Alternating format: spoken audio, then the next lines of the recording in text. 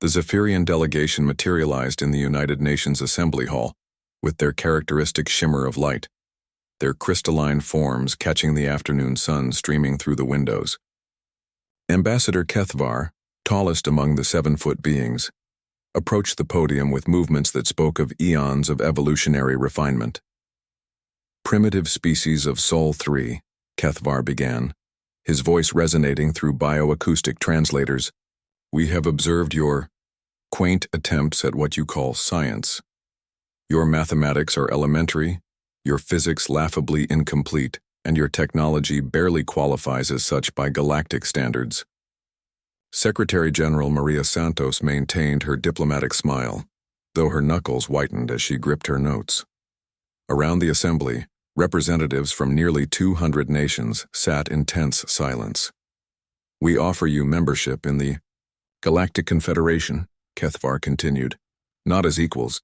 Such a thing would be impossible, but as a protected species, you will be given simple tasks. Resource extraction, basic manufacturing, perhaps entertainment for our younglings. In return, we shall protect you from the harsh realities of the cosmos. Dr. Elena Vasquez, head of the International Space Consortium, stood slowly. With respect, Ambassador, might we demonstrate our scientific capabilities before accepting such generous terms? Kethvar's crystalline features shifted in what might have been amusement. You wish to embarrass yourselves further? Very well. We shall give you one standard galactic week, 7 of your days to present something that might impress us. Though I warn you, we have mastered sciences your species cannot even conceptualize. The assembly erupted in heated discussions as the Zephyrians departed, leaving behind only the faint scent of ozone and wounded human pride. Within hours, every laboratory, university, and research facility on Earth buzzed with frantic activity. The message was simple: show these aliens exactly what humanity could accomplish when properly motivated. Dr. James Wright, quantum physicist at CERN, hadn't slept in 3 days.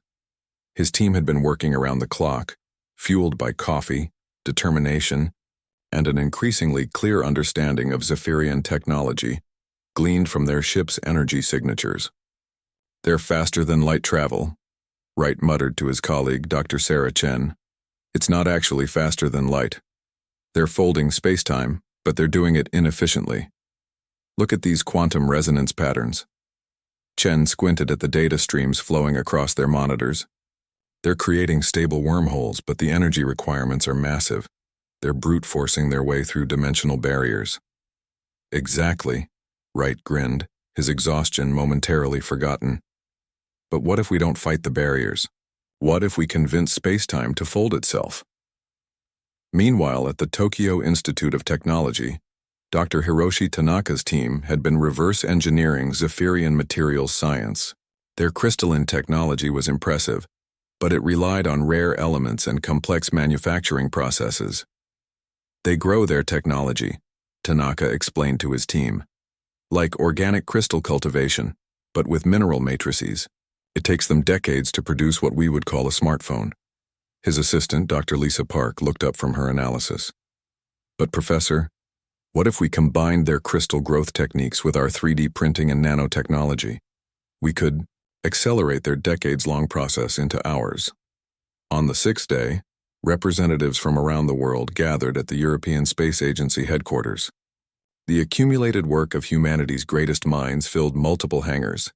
New spacecraft designs, revolutionary materials, energy systems that made fusion look primitive, and theoretical frameworks that redefined physics itself. When the Zephyrians returned, Kethvar approached with the same air of condescending superiority.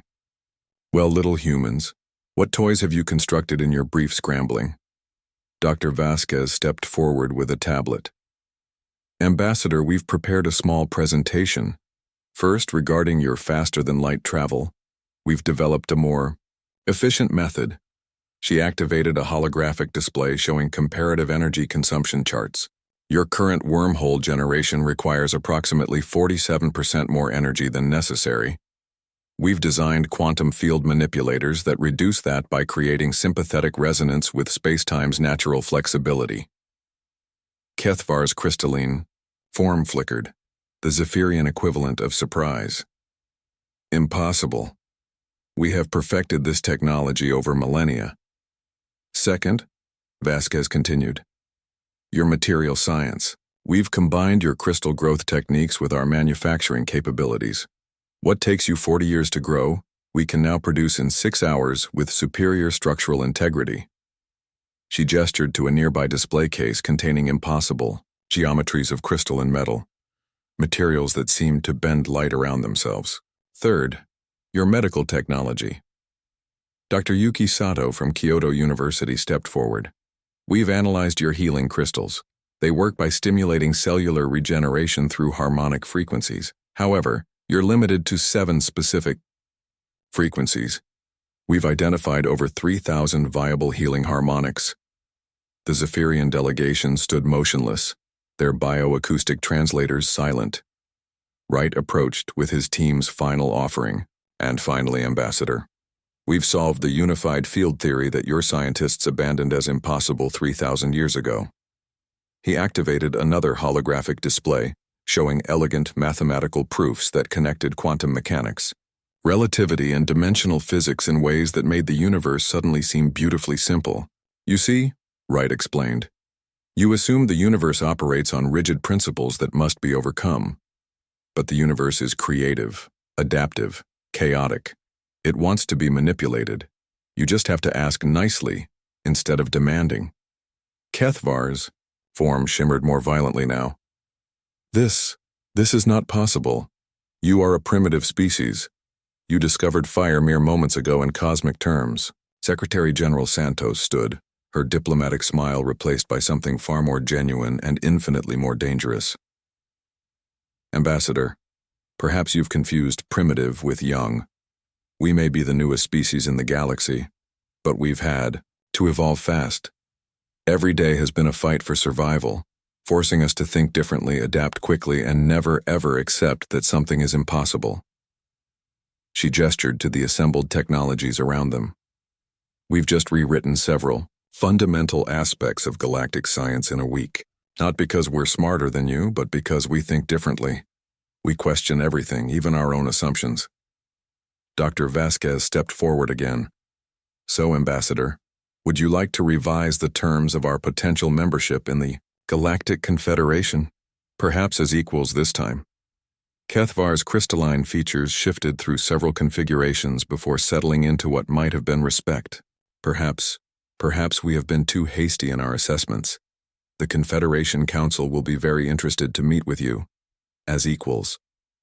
As the Zephyrians departed, this time with considerably more haste and considerably less condescension, Dr. Wright turned to his colleagues. Well, he said with a tired grin, I guess that's what happens when you call humanity primitive. We take it as a challenge. The laughter that filled the hangar was heard around the world, carried on every news broadcast and social media feed. Humanity had announced itself to the galaxy not as a protected species, but as the newcomers who had just rewritten the rules. And somewhere in the depths of space, other civilizations who had dismissed the small blue planet began reconsidering their assumptions about the supposedly primitive species from Sol 3.